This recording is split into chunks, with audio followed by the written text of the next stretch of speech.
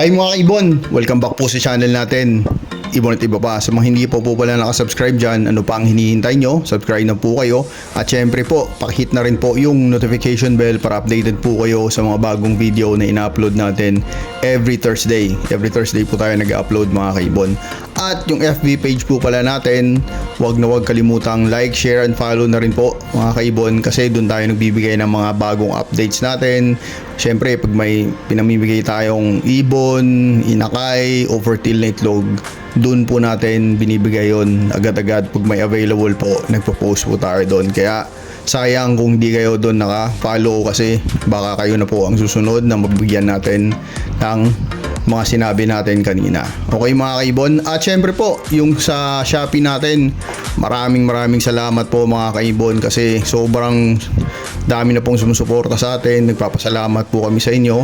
At sa iba po pala na nahirapan hanapin yung Shopee natin, dito po sa YouTube natin mga kaibon, may link na rin po dyan mga kaibon. I-click nyo lang tapos direct na po kayo doon sa account natin sa Shopee mga kaibon.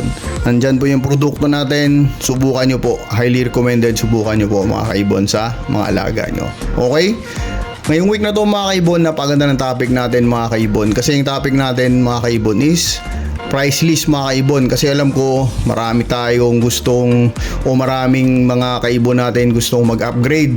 Ibibigay natin yung price list ni Aqua lang, Yellow Face lang, tapos Waipo Paino.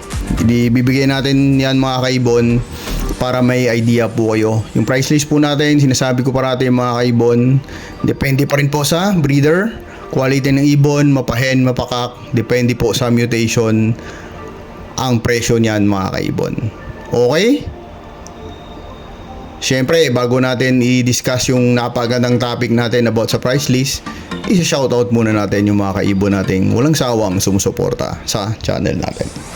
Okay, ngayon syempre mga kaibon, isa-shoutout na po natin ng mga solid supporter natin. Unang-una sa lahat, PPSM Birds Incorporated, kay kaibon Sir Diggy Lennon, Aldrin Martinez, Dan Katian, Antpulin Avery, Silverio Magbanwa, Elishamento ng Pampanga, Angelo Villena ng Cabanatuan, Emil Brian Rivera, Jobert Casal JTV, Redin Bautista, Rolly Villegas, Babaero Line ng Nueva Ecija. Shoutout din po kay JPC Min Avery, kay Giselle Kairlang, Elmer Senedosa na Binoan ng Rizal, FJ Birds, ENC Min Avery ng Nueva Ecija, kay Chor Min Avery ng Binoan ng Rizal, HNN Avery ng Las Piñas, Makaahon sa Utang Min Avery, kay Kaibon Ariel de las Armas, kay Edge 0529, Tuason and Associate Law Office, kay Perez Avery ng Makati, kay June Ramos ng Bukawi, Ed Tolidana, Frank Aguilar ng Binoan ng Rizal, kay Pabs Ibunan Avery, kay David Braille Alama, kay mami niya si Tita Alama, BU DJ Avery ng Bacolod City, J&J Min Avery ng Pangasinan, at kay Heart Quizon ng Nueva Ecija. Maraming salamat po sa suporta nyo mga kaibon. Okay mga kaibon, ngayon syempre i-discuss na po natin ang napakagandang topic natin tungkol sa price list po. Kasi alam ko lahat tayo gusto mag-upgrade, kaya ibibigay po natin ang price list na to. Sabi ko nga parate, iba-iba po yung price ng breeder kasi presyo nila po yan. Ibon nila yan, presyo nila yan mga kaibon. At syempre depende din sa gender, sa quality ng ibon mga kaibon. Okay, bago tayo mag-discuss mga kaibon, hingi tayo ng paumanhin kasi last time mukhang napahaba yung intermission number natin tungkol sa mga kandidato. Mingi po tayo na inyo ng paumanhin kasi napakaseryoso ko po doon, kasi gusto ko po yung mahalal is matinong politiko mga kaibon. Humingi po tayo ng dispensa kung napahaba. Okay? Ngayon sige po, i-discuss na po natin agad-agad. Unang-una sa listahan natin dito sa price list natin mga kaibon is yung Aqua, mapa B1 man o B2. Naglalaro ngayon yan, yung presyo niya sa 5,000 to 8,000 pesos. Iba mataas, iba mababa, depende sa breeder. Okay? Susunod mga kaibon is Aqua Opa, walang karga, B1 man o B2, naglalaro pa rin yan sa 8,000 to 10,000 pesos mga kaibon. Iba mas pataas, iba mas mababa yung presyo nila. Okay? Pangatlo sa listahan natin is Aqua Opa Dilute. Ito, magandang ibon pa rin to. Naglalaro pa rin to sa 10,000 to 12,000 yung presyo nito. Iba, alam ko mataas pa 15 to 18, mga ganun. Pero ito po yung price range lang sa market sa nakikita natin ngayon, mga kaibon. Okay? Aqua Opa Dilute.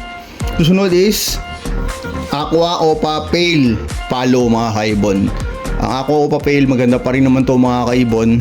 Ang presyo nito, alam ko sa iba mababa, pero price range pa rin para patas na sa lahat is 10 to 12,000 pesos, mga kaibon. Okay, maganda pa rin ng ibon na to actually. Susunod dito, syempre Aqua Opa Dan. Ang Aqua Opa Dan, mga kaibon, is naglalaro pa rin sa 18 to 25,000. Iba, alam ko may nakita pa akong mas mataas pero iba mas mababa kasi depende naman sa gender, kasi usually mataas talaga yung presyo ng Aqua Opa Dan pagkak, mga kaibon, kasi nga magagamit agad-agad yung Aqua Opa Dan na kak, mga kaibon. Yung hen, syempre matured nyo pa para magamit nyo ang ibon na yun, mga kaibon. Okay? Susunod sa listahan natin is Aqua Opa Ino. Itong Aqua Opa Ino, mga kaibon, napakaganda ng presyo pa nito pa rin sa market, kasi alam ko may iba tumaas iba bumaba rin, pero usually tumataas siya kasi nga parang kino-crossbreed na siya sa mga Blue Series ngayon. Kaya makakita na kayo ngayon ng mga Blue Series, kaya yung Aqua Opa Ino nagiging parang hinahanap pa rin sa market, mga kaibon. Pero yung price range pa rin nito, mga kaibon, is naglalaro pa rin yan sa 18 to 25k ang isang piraso niyan, mga kaibon. Sa iba mataas pa rin talaga, sa iba medyo minimum nakita ko nasa 18, 15 gano'n, pero mataas pa rin talaga yung Aqua Opa Ino kasi nga hinahanap pa rin siya sa market, mga kaibon. Okay? Susunod is normal na yellow face lang. Ito yung pang pito sa listahan natin. Normal na yellow face lang, walang karga. Siyempre pag may karga, mas mataas yung presyo ng ibon. Normal na yellow face lang, mga kaibon, is 12 to 15,000. Okay? Yan po yung presyo ng normal na yellow face, 12 to 15,000. Susunod, pangwalo is yellow face Opa. YF Opa is naglalaro pa rin yan sa 25 to 35,000, mga kaibon. Bumaba yung presyo niya versus last year. Siyempre, ganun talaga kasi marami na nagbi-breed. At yun, ngayon yung presyo niya, kung gusto nyo mag-alaga nito ng ibon na to, walang karga, 25 to 35,000, magkakaroon na kayo ng yellow face Opa line, mga kaibon. Okay? Susunod is yellow face Opa Dilute. Yellow face Opa Dilute, mga kaibon, is magandang ibon to. Sobrang ganda. Siyempre, kinocross na rin to ngayon sa mga Blue Series. Pero ang presyo ng YF Opa Dilute naglalaro pa rin sa 35 to 45,000 pesos, mga kaibon. Okay? Actually, papunta na tayo lahat sa Blue Series. Tingnan natin kung ano ang mangyayari. Kasi ang iba nagagandahan sa Blue Series. Ang iba naman hindi nagagandahan. Kasi mas madiin nga naman talaga ang yellow face pag kumapit sa green. Pag kumapit sa blue, maganda rin naman. Pero tingnan natin kung ano mangyayari, mga kaibon. Okay? Sunod dito is YF Opa Dan Palo, mga kaibon. YF Opa Dan Palo, mga kaibon, naglalaro pa rin sa 80 to 120. Depende pa rin yan sa breeder kung magkano niya i-out yung ibon niya. Kasi nga, napakahirap maghanap ng YF Opa Dan Palo na kak. Mahirap po talaga yung hanapin. At, di ba, alam naman natin, pag hen, medyo matagal talaga mabreed ang hen. Kaya, ang presyo ng YF Opa Dan Palo is naglalaro pa rin sa 80 to 120,000 pesos, mga kaibon. Okay?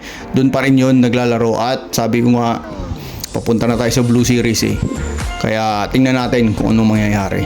Okay? Ang huli sa listahan natin is, syempre, yung pinag-aanap ngayon, YF Opa Ino. Ang YF Opa Ino, mga kaibon, napakagandang ibon ito. Sobra, dami naghahanap. At last time, nakabenta pa yung kaibigan natin, na-out niya pa yung YF Opa Ino niya, 95,000, mga kaibon.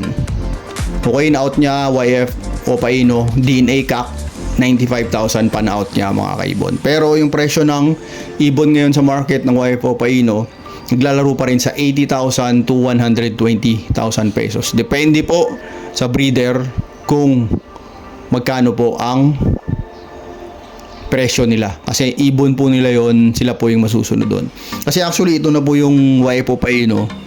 May mga pina-project na nga po yung mga big time breeder. Tinatawag nila na Tweety Bird. Ito po yung dilaw lahat. Kaya tingnan natin kung ano mangyayari kasi ang YFO Paino ngayon binabangga na to sa Aqua Opa Homozygote. Tsaka ang Aqua Opa Homozygote pala napakahirap din maghanap niyan. Kasi yun na po yung banggaan para yung anak ng parisa na yun is split aqua, split ino, split YF na, o hindi kaya lutino, split aqua, split yellow face na. Okay? Kaya yun yung presyo ng YF Paino. Actually mas mataas actually yung presyo niya versus sa Dan ngayon. Kasi pinaghahanap talaga yung YF Paino ngayon mga kaibon. Okay? Yan po yung munting topic natin ngayon po tungkol sa price list.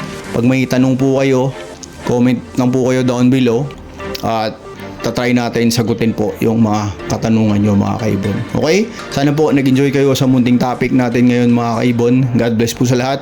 God bless po sa pamilya nyo, sa mahal nyo sa buhay. See you next time po. Ibon iba pa. Maraming salamat po mga kaibon. Bye po.